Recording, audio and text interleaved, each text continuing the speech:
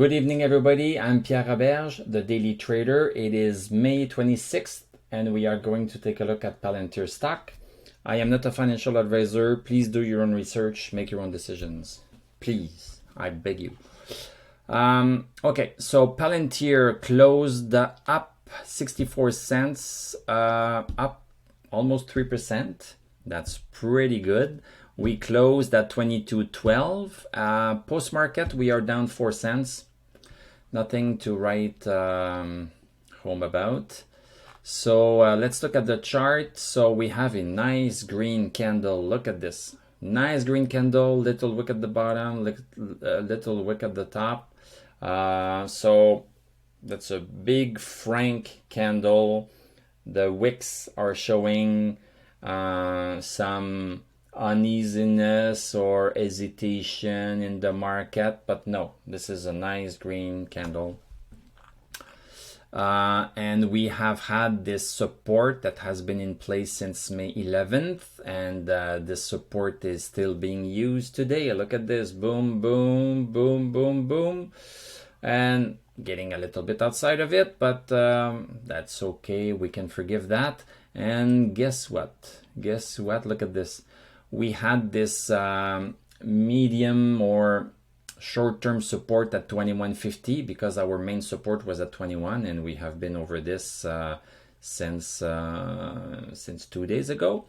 And we just drew this 21.50 because the stock was kind of using 21.50 as a support here and also here. And guess what? As a resistance here almost perfectly, and almost perfectly as a support here. So there are no coincidences in the stock market. Stocks move in patterns, and they remember when they stopped. It's like us when we go camping, we like to stop in the same rest area because it's great, the toilets are great, blah blah blah. Same thing with the stock. So I just can't help but being happy when I see a stock go on supports exactly where it's supposed to. I just get happy with that. Let's go to the hourly chart to see if we cannot understand something else. So wow, that's a big green candle. So that's at 9:30. So basically, yes, so we see again the 21.50 support. Look at this. So yesterday we used 21.50. I had forgotten that. We used 21.50 a lot yesterday. Boom, boom, boom, boom, boom as support. We broke it a little bit. So this is a great example. This is a great opportunity to show that sometimes when a stock breaks a support or breaks a resistance and closes outside of it like it's doing here. So we have broken yesterday in the last hour under the 21.50 support, and we closed the day on the daily chart under it. And look at what happened today. Boom. It's like we had never crossed it. So it's always dangerous when a stock closes on the daily chart outside of support or resistance. We might conclude, okay, that's it, that's all, it's going to go down, or it's going to go up, it's done. But sometimes there are some, I don't know how to qualify them, but there are some false moves. So this is a false move on the hourly chart. So see, boom, boom, boom, boom, boom, and then, we are underneath. We are under 21.50. Oh, shoot. What should we do? Should we sell? And then the next day, boom, it goes like this. So it's always nice to have a little bit of a leeway, just looking at the stock the next day to see if it really closes under or over a trend line. Basically, there's a school of thought that says that once a stock breaks a resistance or support on one day, you need to wait the second day to really see a confirmation that it's really a break. And if you had done that here on the hourly chart, you would have waited for the beginning of this morning to see if it still is going down, and then boom, it would have gone up. So basically at 9:30 we have a nice green candle, and then we stop there. So we stop and we are slowly going down. This is a small pullback, and we, I cannot make this up. We touched the support line that we had drawn, and that I did not redraw just for today. I swear, you can look at my video yesterday. So we had not redrawn it, and I'm glad we have not redrawn it, because look at this, boom, perfectly right on it. So right now we are having a little bit of a problem. That's okay. Going over, I would say 22.17. So 22.17, we just stopped there for today, and we are going to see what happens tomorrow. But today it was enough for the stock, enough of an uptrend today. So okay, so where does that leave us? Where does that leave us? It leaves us to this point here. We have a resistance here, a resistance that has been bugging us since I would say March 4th. I would say March 4th. So this resistance is still valid because we did not cross it since, I would even say since mid-February. So this is still in play. So two things can happen. We are going to yield because of this resistance. I would say that's the most plausible thing. The most plausible thing is that we are going to yield to it and then go down. Then hopefully we are going to respect the $21 support and then try it again, try to break it again.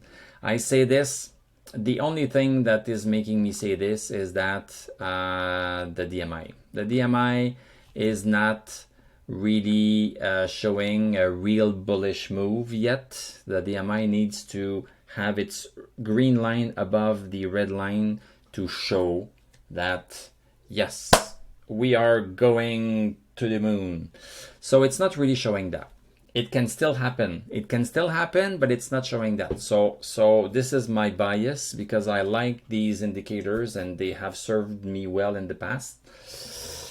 Maybe they won't serve me today, but they have served me well in the past, so I tend to trust them. So, but it doesn't mean that I will sell as soon as I see this resistance being respected. I'm just going to wait and see if the stock decides to break out of the resistance. The stock can also, it's also possible that we don't even touch this and go back down to the support, or it's also possible that the stock breaks this resistance but does not really go anywhere and just hugs it for a while.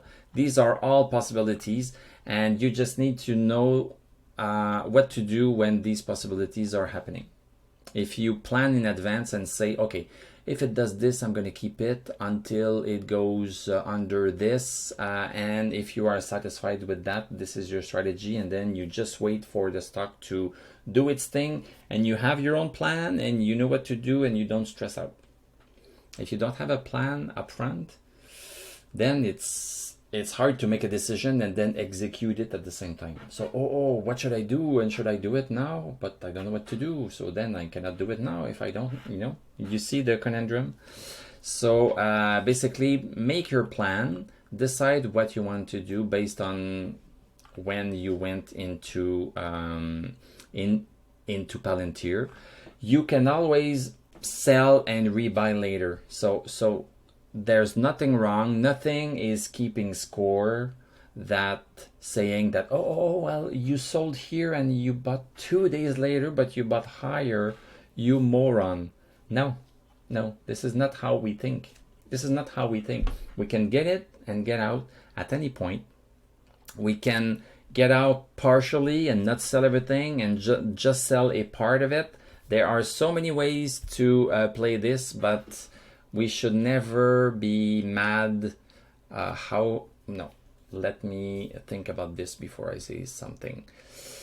We can always buy back if we sell too soon. we can always buy back. We can buy back at any point. And buying a stock does not cost a whole lot in terms of commission. I pay, I think 10 bucks in commission, and that's pretty high. So basically, you should not stress about buying back in if you have sold. So just know that this resistance is into play and will most likely have an effect on the stock, and the stock might be coming back down a little bit. So you can decide to sell when it touches and looks like it won't cross, and then buy back when it comes down, or wait a second day to see if on the second day it crosses. There are different ways to play this. And of course, if you subscribe, I will tell you every single day what I see to help you make your own decision. So no, I should not end now. I should just do a better job. Stochastic is at 71. Stochastic is getting higher still. So that's always good news. It's still not super high. If Stochastic was over 80 and the stock was here, I would be more inclined to say that we might be breaking this based on Stochastic only. MACD getting closer to being positive overall with the two lines over 0. DMI is the one to convince. DMI is not convinced yet, so I tend to side on the DMI thing. So thank you very much for watching. This is worth something to me. Thank you. Well, I hope it's worth something to you also. Thank you for subscribing. I do a Tesla and Palantir video every single day. Thank you for liking. Thank you for clicking the bell. We have a discount server where you can discuss amongst yourselves. And we have a Patreon account if you want to tip me a little something every month. I'm going to wish you a great evening, and we are going to talk tomorrow, and I'm going to tell you à la prochaine.